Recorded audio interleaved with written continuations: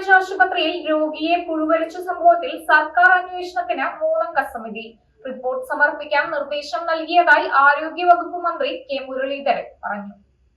Thiruvananthapuram medical college ആശുപത്രിയിൽ രോഗിയെ പുഴുവരിച്ച സംഭവത്തിൽ സർക്കാർ അന്വേഷണത്തിന് 3-അംഗ സമിതി റിപ്പോർട്ട് സമർപ്പിക്കാൻ നിർദ്ദേശം നൽകിയതായി ആരോഗ്യവകുപ്പ് മന്ത്രി കെ മുരളീധരൻ പറഞ്ഞു. റിപ്പോർട്ട് ലഭിച്ച ഉടൻ നടപടിയുണ്ടാകുമെന്നും മന്ത്രി കൂട്ടിച്ചേർത്തു. മെഡിക്കൽ കോളേജ് വൈസ് പ്രിൻസിപ്പലിനെയും സർജറി ഓർത്തോ വിഭാഗം മേധാവികളെയുമാണ് അന്വേഷണത്തിന് നിയോഗിച്ചിട്ടുള്ളത്. 24 മണിക്കൂറിനുള്ളിൽ റിപ്പോർട്ട് നൽകാനും നിർദ്ദേശം നൽകി. രോഗികളോട് മോശമായി പെരുമാറുന്ന ആരോഗ്യ ജീവനക്കാരെ കൌൺസിലിംഗിന് അയക്കാനും തീരുമാനമുണ്ട്.